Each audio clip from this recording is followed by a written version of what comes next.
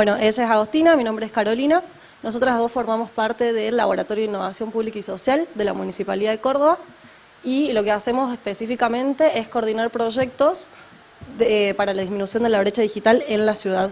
Entonces, la idea de hoy es contarles un poquito cuáles fueron nuestros aprendizajes y desafíos en las formaciones que fuimos dictando durante este periodo.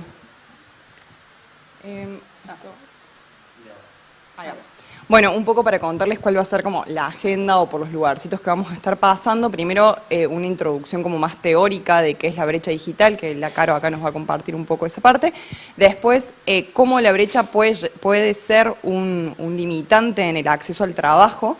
Y después, específicamente, cuáles han sido los aprendizajes y los desafíos que hemos identificado en el transcurso del tiempo con los programas que se han desarrollado. Entonces, empezando por lo que es la brecha digital, no sé si, bueno, me imagino que quizás es un concepto que ya ha pasado por sus oídos en algún momento, pero en caso de que no, para hablar de brecha digital es muy importante hablar de lo que es la transformación digital. La transformación digital fue un proceso que se fue dando en los últimos años y que se profundizó con la pandemia. A partir de la transformación digital se fueron modificando los métodos educativos, las formas de trabajo, el vínculo que hay entre la ciudadanía y el sector público. Entonces, con toda esta transformación digital que sucede, hay personas que se quedan fuera, que se quedan excluidas de poder participar ya sea en el trabajo, en la educación o en instancias gubernamentales por no contar con acceso a las tecnologías o por no tener el conocimiento de cómo utilizar las tecnologías. Entonces, bueno, la brecha digital justamente lo que hace es mostrar la desigualdad que existe entre las distintas comunidades. Hay un montón de definiciones sobre lo que es la brecha digital. Nosotras lo que hicimos fue un resumen de las definiciones principales para abordar la brecha digital en 3 niveles.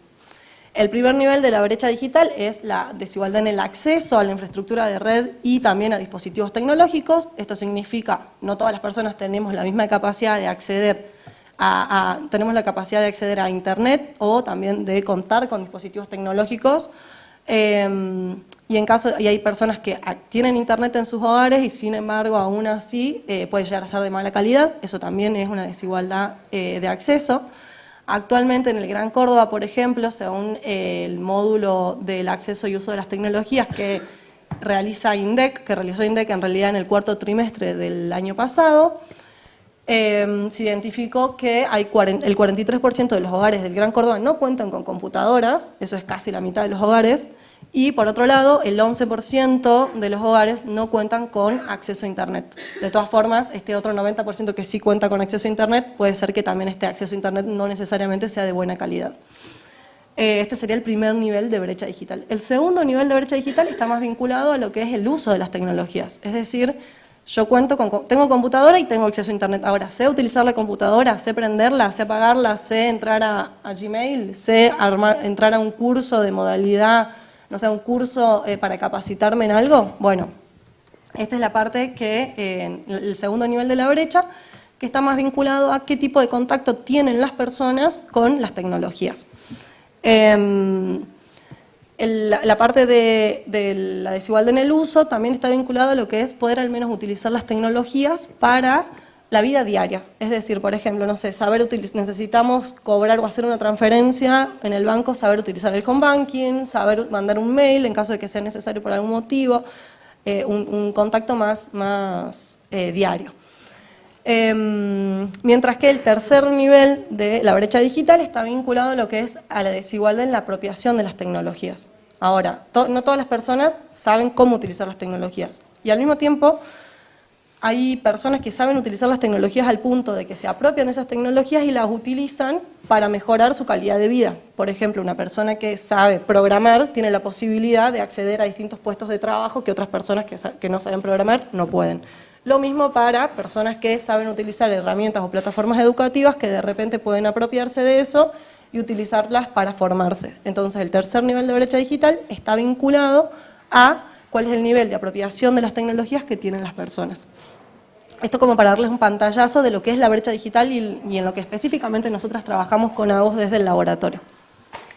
Y entender también un poco, wow, esto es fuerte, entender también un poco cómo las diferentes categorías que atraviesan a las personas y por las cuales se encuentran en situaciones de vulnerabilidad, la brecha digital acrecienta y profundiza esas situaciones de desigualdad preexistentes. Entonces, a nosotros nos gusta mucho trabajarlo desde la interseccionalidad. No es lo mismo un hombre que una mujer y la situación de desigualdad socioeconómica en la que se puede encontrar, y no es lo mismo una mujer que está desempleada, que vive en un barrio vulnerable y que además tiene a cargo 3 personas económicamente y en cuestiones de cuidado. Entonces, poder entender como la complejidad de las situaciones de las personas y cómo la brecha profundiza esas situaciones de vulnerabilidad por diferentes motivos, tanto desde cuestiones laborales como también cuestiones básicas de ciudadanía. Hoy en día, para poder tramitar un DNI, tenemos que tener habilidades digitales básicas. Entonces, entenderlo como un derecho que profundiza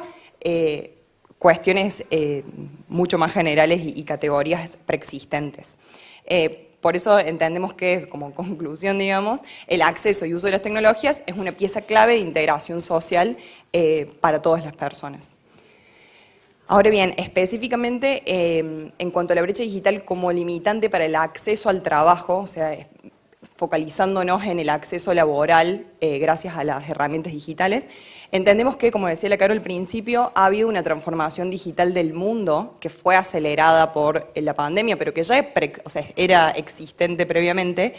Hay muchas habilidades que una empresa que demanda trabajo requiere habilidades digitales, ya sea para nuevos trabajos que surgen, como por ejemplo la programación, etcétera, etcétera, pero también trabajos que existían previamente, trabajos tradicionales, hoy empiezan a tener ciertos requerimientos de habilidades digitales que antes no tenían, y por lo tanto personas que se venían desempeñando en esos trabajos se encuentran excluidas o no pueden alcanzar o generar una escalada de sus trabajos. Entonces, la importancia de estas herramientas en cualquier tipo de trabajo para asegurar también situaciones laborales de calidad, con buenos ingresos y autonomía económica. Y no solamente en las instancias de relación de dependencia, sino también las personas que, por ejemplo, están organizadas y tienen un emprendimiento autogestivo. Bueno, las herramientas digitales también son necesarias en esas instancias porque ayudan, por ejemplo, como hablábamos hoy, a publicar ese emprendimiento o ese servicio, ese producto que yo vendo en Internet, o a comunicarlo en Instagram, a hacer ventas digitales que quizás no solamente puedo vender en mi ciudad o en mi barrio, sino que puedo vender en todo el país. Bueno, un montón de cosas que van haciendo que esa persona pueda, a través de su emprendimiento o de su cooperativa o donde sea que forme parte, mantenerse económicamente. Tal cual. Un ejemplo extra, digamos, esto que venía ya comentando Agos, es actualmente, según la Cámara de la Industria Argentina de Software, hay más de 15.000 puestos de trabajo de IT en diversas industrias, es decir, no solamente en sectores tecnológicos, sino en otros sectores que requieren gente que sepa utilizar las tecnologías para poder desarrollar sus trabajos. Entonces, ¿qué pasa con las personas que no tienen posibilidades de acceder a las herramientas digitales o desarrollar sus propios conocimientos en el uso de estas herramientas? Bueno, estas personas no tienen la posibilidad de acceder a estos puestos de trabajo. Hay un gran porcentaje de la población actualmente que se encuentra desempleada y que, sin embargo, no puede aprovechar estas posibilidades laborales en relación de dependencia por una cuestión de falta de acceso, ya sea a infraestructura de red, ya sea a conocimientos en habilidades digitales o incluso también por falta de dispositivos. Es decir, una persona, por más de que uno vaya quizás a una entrevista laboral y quede contratado y el trabajo se realiza de manera remota, que también es algo que sucede bastante frecuentemente en el ambiente del software y de las tecnologías, si no contás con además un buen internet en tu casa y un dispositivo como una computadora que te permita desarrollar ese trabajo, bueno, se vuelve imposible acceder. Entonces de aquí esto resalta un poco la importancia de implementar políticas públicas que permitan disminuir la brecha digital y acercar el conocimiento de cómo se utilizan las habilidades digitales, cómo se utilizan las herramientas digitales para poder acceder al trabajo y acceder obviamente al resto de los derechos vinculados. Nosotras particularmente, como ya lo dijimos, trabajamos en la parte en el programa de Menos Brecha Más Comunidad, que específicamente lo que hacemos es acercar formaciones para disminuir la brecha digital, sobre todo en lo que es el desarrollo de habilidades digitales. Entonces, una de nuestras grandes preguntas constantemente es, bueno, ¿cómo hacemos que estas formaciones sean efectivas para personas que no tienen posibilidad, que no tienen conocimiento en las tecnologías?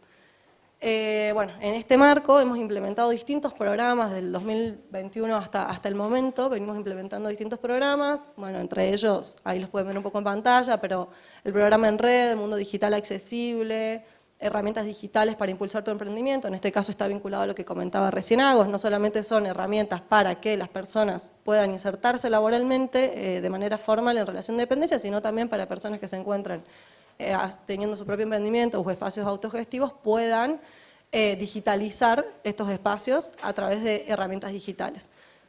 Cursos también de oficios digitales, tenemos también algunos cursos, hemos dictado talleres teóricos prácticos también en los parques educativos de la ciudad y en distintos espacios que permitan digitalizar negocios, formación en venta digital y telefónica y testing de software. Esos fueron como los principales programas que hemos implementado en los últimos 2 años y la idea acá es contarles un poquito cuáles fueron nuestros aprendizajes al respecto y cuáles están siendo actualmente nuestros desafíos.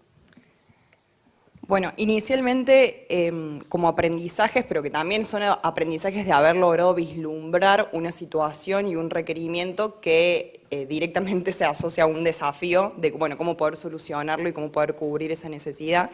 En primer lugar, esto que hablamos antes, cómo lograr formaciones que sean accesibles y que puedan cumplir un poco con esto de esta perspectiva interseccional de no solamente apuntar a mujeres, sino entender que, capaz estas mujeres están en situaciones de vulnerabilidad, que capaz tienen personas a cargo, entonces tienen niños, niñas, adultos mayores a cargo, etc. A partir de esto, algunas de las cosas que surgieron fue, por ejemplo, el tema de la carga cognitiva. Trabajamos muchísimo con personas que capaz en la diaria no utilizan herramientas digitales. Entonces no es lo mismo para alguien que todos los días, como yo, prende la compu, entra al mail, chequea si tiene algún mail nuevo, usa WhatsApp, que alguien que diariamente no usa una computadora, no usa un teléfono y quizás algo tan simple como prender o googlear algo no es tan sencillo y requiere un tiempo extra, un acompañamiento, etc. Por otro lado también, esto que hablamos antes de los espacios de cuidado. Hay muchas personas que tienen personas a cargo, entonces poder contar con espacios de cuidado en donde se hagan las formaciones para que principalmente mujeres no tengan que estar al pendiente, por ejemplo, de sus bebés y puedan tomar la formación con mayor libertad. Después, otras de las cuestiones que surgieron mucho fueron la flexibilidad horaria. Como trabajamos con personas que se encuentran en situaciones de vulnerabilidad, es muy común el trabajo informal o las changas, que no tienen un horario fijo semanal. Entonces, plantear una formación que, por ejemplo, sea todos los martes a las 3 de la tarde, no es tan factible porque quizás esta semana esa persona puede, pero la semana que viene no. Entonces, ¿cómo resolver que estas formaciones puedan adaptarse a la vida de esa persona sin forzarla a que se quede sin trabajo y que no pueda tener el sustento diario para hacer las formaciones, como ese costo-oportunidad? También, y algo muy importante que ha aparecido en este tiempo, son todas las habilidades socioemocionales y el acompañamiento psicosocial necesario. Entender que no solamente las habilidades técnicas son necesarias, sino también, por ejemplo, saber trabajar en equipo, saber presentarme en una entrevista laboral, como todas esas cuestiones que por ahí son más blandas, pero son muy importantes para el trabajo en términos generales, no solamente en relación de dependencia. Y el acompañamiento psicosocial porque en estos procesos de aprendizaje hay muchísima frustración y hay personas que, como hablamos antes, tienen muchísimas aristas de situaciones de vida que necesitan ser acompañadas y por ahí nos enfocamos muchísimo en la formación técnica y dejamos todo eso afuera. Después, en cuanto a la infraestructura, algo que nos pareció como muy importante es la presencialidad. Trabajando con personas que por diferentes razones están en una situación de vulnerabilidad, la presencialidad nos permite el acompañamiento, reducir la deserción de esas personas. También el compañerismo, saber que hay una persona al lado que si yo no lo entiendo me lo va a explicar, son como procesos más a la par. Y no necesariamente presencialidad de cursos que estén siendo dictados presencialmente, sino, por ejemplo, y lo hemos hecho, cursos que son virtuales, pero la persona cuenta con un espacio cerca de su barrio, como son los parques educativos, en los cuales pueden llegar, usar la compu, tienen asistencia técnica, tienen a sus compañeros y compañeras, entonces aprovechan el espacio y el curso está siendo dictado de forma sincrónica o asincrónica incluso. Y por último, algo que cabe destacar es el trabajo articulado y el trabajo colaborativo. Nosotras trabajamos muchísimo con organizaciones, con empresas, con fundaciones, y entendemos que es indispensable, porque todo esto que hablábamos recién de la complejidad de la brecha y la complejidad de la interseccionalidad de las personas, es necesario abarcarlo desde muchísimas aristas que solamente 2 personas y un programa a veces no pueden.